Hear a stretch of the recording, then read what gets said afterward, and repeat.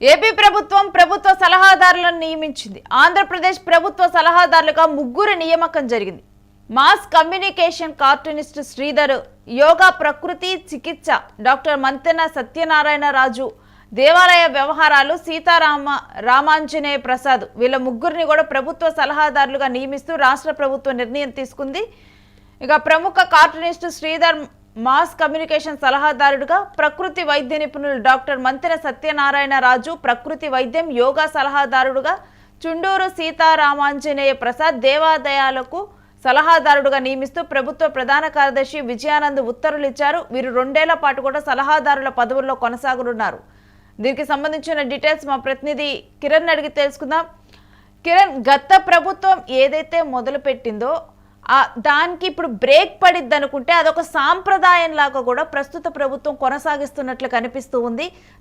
అంటే ఆ గత ప్రభుత్వంలోనే ఈ సలహాదారుల పదవులు అనేవి కూడా ఒక కాంట్రవర్సీకి దారి తీశాయి. కొంతమంది వ్యతిరేకించారు, అసలు ఈ పదవులు ఎందుకు ఇస్తున్నారు అంటూ కూడా కావాలని సృష్టించి ఇచ్చారు అని చెప్పి కూడా అనుకున్నటువంటి పదవులు ఇప్పుడు ప్రభుత్వం కూడా సలహాదారుల పదవులను కంటిన్యూ చేస్తుంది. ఏంటి రేణు, గతంలో ఇప్పుడు సీఎం గా ఉన్న చంద్రబాబు నాయుడు, ఆనాడు ఉన్న ప్రతిపక్ష నేతగా ఉన్న చంద్రబాబు నాయుడు తీవ్రంగా ఏదైతే గత ప్రభుత్వం తీసుకున్న సలహాదారుల నియామకం పట్ల తీవ్రంగా వ్యతిరేకించారు. టీడీపీ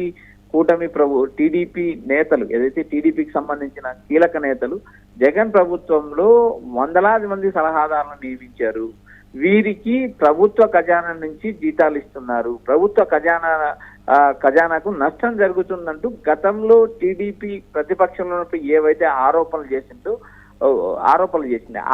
ఏవైతే గతంలో ఆరోపణలు చేశారో ఇప్పుడు అదే జగన్ ప్రభుత్వం ఏదైతే సలహాదారులు నియమించిందో అదే సాంప్రదాయాన్ని టీడీపీ కూటమి ప్రభుత్వం కూడా పాటిస్తుంది. ఇటు ఏదైతే సీఎం చంద్రబాబు నాయుడు అధికారంలోకి వచ్చిన తర్వాత అటు రాజధాని విషయంలో కన్సల్టెంట్లను సలహాదారులను నియమిస్తున్నారు. ఇటు రాష్ట్ర వ్యాప్తంగా ఎక్కడైతే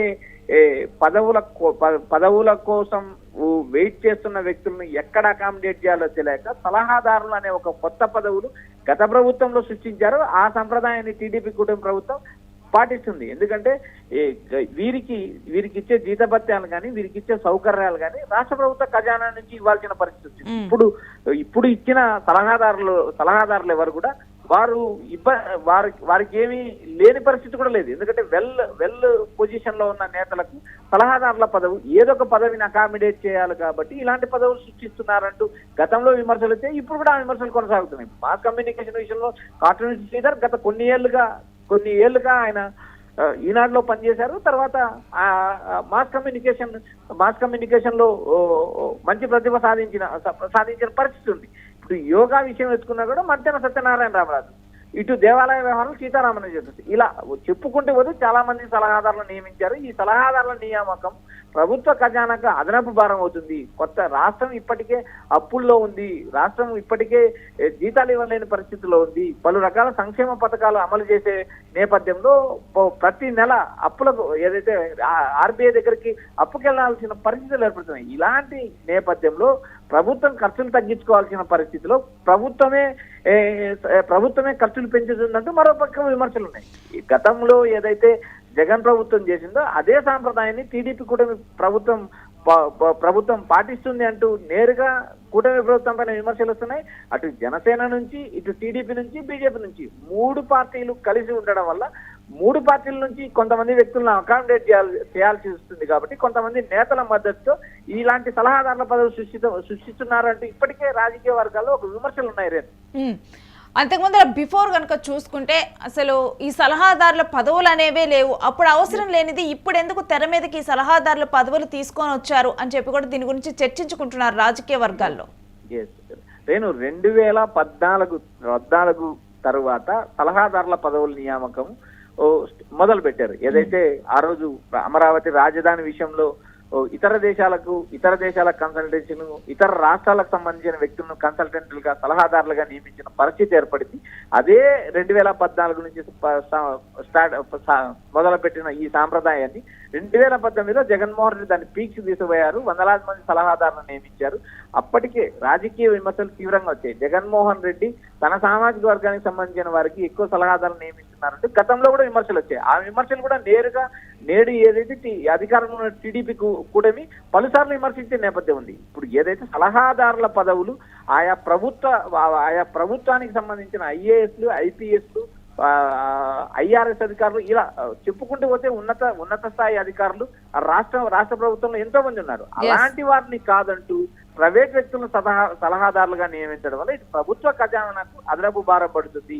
వారు వేరు రంగాల్లో ప్రముఖులైనా కూడా వారి సేవలను వినియోగించుకోవచ్చు. కానీ ఏదైతే ప్రభుత్వ ఖజానాకి అదనపు భారమయ్యి రాష్ట్రం ఇప్పటికే అప్పుల్లో ఉంది, రాష్ట్రం ఇప్పటికే ఖర్చులు పెరిగిపోయాయి, నెలసరి ఖర్చులే విపరీతంగా పెరిగిన నేపథ్యంలో ప్రతి నెల 4-5 తేదీల వచ్చేసరికి ఆర్బీఐ దగ్గరికి మనము అప్పుకి వెళ్తున్నామంటూ ఇప్పటికే విమర్శలు వస్తున్నాయి. ఇలాంటి నేపథ్యంలో సలహాదారుల నియామకం కరెక్ట్ కాదంటూ ఇటు ప్రజల నుంచి అటు రాజకీయ వర్గాల నుంచి విమర్శలు వినిపిస్తున్నాయి.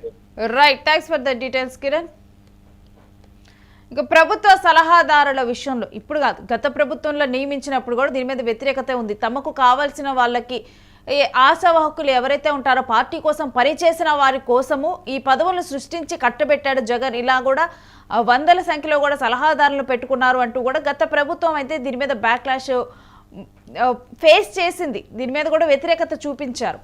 ఇప్పుడు కూడా ఈ ప్రభుత్వం కూడా అదే సాంప్రదాయాన్ని కంటిన్యూ చేస్తుంది. ఏంటి ఇది ఏపీ రాజకీయాల్లో కూడా ఈ సలహాదారుల పదవులు అనేవి కూడా ఒక సాంప్రదాయంగా కంటిన్యూ అయ్యేలా కనిపిస్తూ ఉన్నాయి అంటూ కూడా ఆల్రెడీ కూడా ప్రతి దానికి కూడా ఇప్పుడు ఇంతమంది అధికారులు ఉన్నారు, రాజకీయ నేతలు, నిపుణులు వీళ్ళందరూ ఉన్నారు, అయినప్పటికీ కూడా మరలా కూడా సలహాదారుల పదవులు సృష్టిస్తూ ఉన్నారు అంటూ కూడా దీని మీద అయితే వీళ్ళందరి కోసం కూడా ప్రభుత్వ ఖజానా నుంచి మరలా కూడా డబ్బు తీసి ఖర్చు చేయటము, ఇదంతా కూడా ఈ సలహాదారుల నియామకం మీద అయితే వ్యతిరేకత వ్యక్తమవుతూ ఉంది. కొంతమంది దీని గురించి చర్చించుకుంటున్నారు. సలహాదారుల పదవి అవసరమా అని చెప్పి కూడా చర్చలు మొదలవుతున్నాయి. ఇక ఏపీ ప్రభుత్వం అయితే 3 సలహాదారులుగా నియమించింది. డాక్టర్ మంతెన సత్యనారాయణ రాజు, అదేవిధంగా వీళ్ళు 3 కూడా నియమించడం జరిగింది. దేవాదాయ వ్యవహారాలకేమో సీతారామాంజనేయ ప్రసాద్ను కూడా నియమించారు. ఈ విధంగా ప్రభుత్వ సలహాదారులు నియమించటము. ఇక ఒకసారి కనుక వీరి నేపథ్యం కనుక చూస్తే డాక్టర్ మంతెన సత్యనారాయణ రాజు స్వస్థలం గుంటూరు జిల్లా పిట్టనవానిపాలెం మండలం అలకాపురం, 1967 ఏప్రిల్ 23న జన్మించారు. తల్లిదండ్రులు ప్రకృతి చికిత్సా పద్ధతులు అవలంబించడంలో ఆయన చిన్నతనం నుంచే ఆహార క్రమశిక్షణ పాటించటం, ప్రకృతితో కలిసి జీవించటము వీటికి ప్రాధాన్యతని ఇచ్చేవారు. బి.ఫార్మసీ చదువుకున్నారు. తర్వాత తండ్రి మార్గంలో యోగా, ప్రకృతి చికిత్సను జీవన విధానంగా తీసుకున్నారు. 1996 నుంచి 2011 వరకు ఏపీ అంతటా పర్యటించి యోగా తరగతులు నిర్వహించారు. 2012లో గుంటూరు జిల్లా వెంకటపాలెం సమీపంలో మంతెన నేచర్ కేర్ ఆరోగ్యాలయాన్ని స్థాపించారు. మీడియా, సోషల్ మీడియా ద్వారా ఎందరికో యోగా, ప్రకృతి వైద్యంపై అవగాహన కల్పిస్తున్నారు. ఆయుష్ మంత్రిత్వ శాఖ నుంచి జీవిత సాఫల్య పురస్కారాన్ని అందుకున్నారు. ప్రకాశం జిల్లా ఒంగోలు నగరానికి చెందిన చుండూరు రామాంజనేయ ప్రసాద్ ఆంధ్రప్రదేశ్ రాష్ట్ర దేవాదాయ ధర్మాదాయ శాఖ సలహాదారుడుగా నియమితులయ్యారు. ఆయన బ్యాక్గ్రౌండ్ కనుక చూస్తే మనం సీతారామాంజనేయ ప్రసాద్ చిన్నతనం నుంచి కూడా ఆధ్యాత్మిక భావాలు కలిగిన యువకుడుగా ఉండటము, అనేక ఆధ్యాత్మిక కార్యక్రమాలు నిర్వహించారు. గతంలో 2014-19 మధ్య తెలుగుదేశం ప్రభుత్వ హయాంలో ఆయన దేవాదాయ శాఖ పరిధిలోని హిందూ ధర్మ పరిరక్షణ ట్రస్టుకు చైర్మన్గా పనిచేశారు. ఆ సమయంలో రాష్ట్రంలోని అనేక దేవాలయాలను జీర్ణోద్ధరణ చేయటమే కాకుండా వివిధ ప్రదేశాలలో కోటి దీపోత్సవాలు, దశ సహస్ర సువాసిని పూజ వంటి అనేక కార్యక్రమాలు నిర్వహించారు. హిందూ ధర్మ ప్రచారం కోసం ధర్మ శంఖారామ మాసపత్రికను సైతం ఆయన ప్రారంభించారు. ఒంగోలు నగరంలో గాయత్రి పరివార్ పేరుతో సంస్థను స్థాపించి అనేక మంది యువకులను ఆధ్యాత్మిక మార్గంలో పయనించేలా చేశారు. ఆయన కేవలం ఆధ్యాత్మిక కార్యక్రమాలకే పరిమితం కాకుండా సామాజిక సేవా కార్యక్రమాలను సైతం నిర్వహిస్తున్నారు. ఉచిత అన్నదానం, ఉచితంగా హోమియో వైద్య సేవలు, అనేక దేవాలయాల నిర్మాణానికి సహకారం, గో సంరక్షణ, దేశవాళీ గోవుల పెంపకం, సంరక్షణపై అవగాహన, ఇటువంటి కార్యక్రమాలు వంటివి ఆయన నిర్వహిస్తున్నారు. రాష్ట్ర వ్యాప్తంగా దాదాపు 60 గాయత్రి పీఠాలను ఆయన నెలకొల్పారు. ఉమ్మడి ప్రకాశం జిల్లా నాగులుప్పలపాడులో 1,00,000 గాయత్రి యజ్ఞం, ఒంగోలు పీవీఆర్ మున్సిపల్ ఉన్నత పాఠశాల మైదానంలో 1,00,000 గాయత్రి హోమం, సింగరకొండలో 1,00,000 దీప యజ్ఞం వంటివి నిర్వహించారు.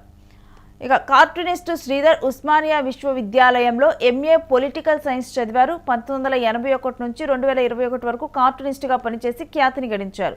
వీళ్ళ ముగ్గురును కూడా సలహాదారులుగా నియమిస్తూ ఏపీ ప్రభుత్వం ఉత్తర్వులు జారీ చేసింది.